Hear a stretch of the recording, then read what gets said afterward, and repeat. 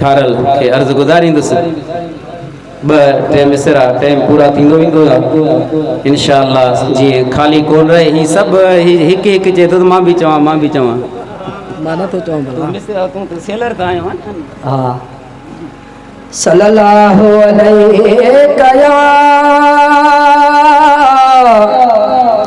या रसूल अल्लाह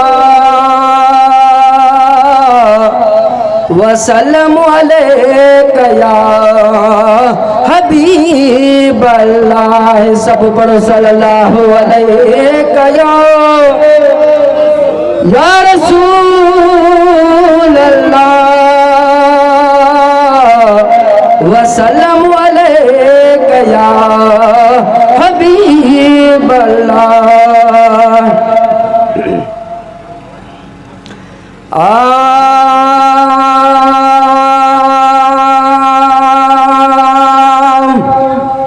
ओ वठू पाको नालो था जडे वडे एहतराम सां जने चपच म्यूं हिक बे के मोहम्मद जे नाम सां जने चपच म्यूं हिक बे के मोहम्मद जे नाम सां।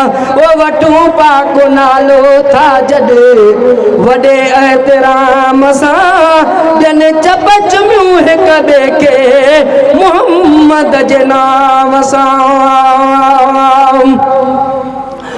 चारे लफ्ज़ मुबारक चूंडे दावर जोड़ो दिल बंदो मीम है मीमो दाल मिलाए सिंगारिया ई मोहम्मद मीम है मीमो दाल मिलाए सिंगारिया ई मोहम्मद।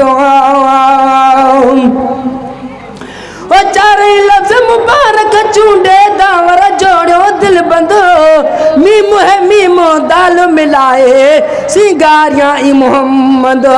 वो सदियां इस दिल बर पंहिंजो दुरूद ऐं सलाम सां ॾियनि चपच म्यूं हिक ॿिए खे मोहम्मद जे नाम सां ॾियनि चपच म्यूं हिक ॿिए खे मोहम्मद जे नाम सां।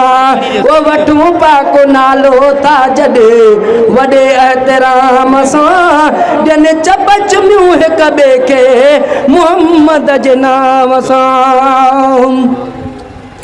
इन्हें सिंगारल सजी दुनिया में इसमुन कंहिंजो हूंदो रिया पाशे जे पैदा कयो रब जिस्मुन कंहिंजो हूंदो। इन्हें सिंगारल सजी दुनिया में इसमुन कंहिंजो हूंदो रिया पाशे जे पैदा कयो रब जिस्मुन कंहिंजो हूंदो। अमड़ आमिना वटि आयो वॾे अजब इंतज़ाम सां ॾियनि चपच म्यूं हिक ॿिए खे मोहम्मद जे नाम सां ॾियनि चपच म्यूं हिक ॿिए खे मोहम्मद जे नाम सां। ओ वठूं पाको नालो था जॾे वॾे एहतराम सां ॾियनि चपच म्यूं हिक ॿिए खे मोहम्मद जे नाम सां। बिगर बानीअ जे लुॾियो न हूंदो कंहिं बि नबीअ जो पींगो शाम सुबुह पाण ई पे हलियो सरदार शफ़ीअ जो पींगो। नारे तकबीर।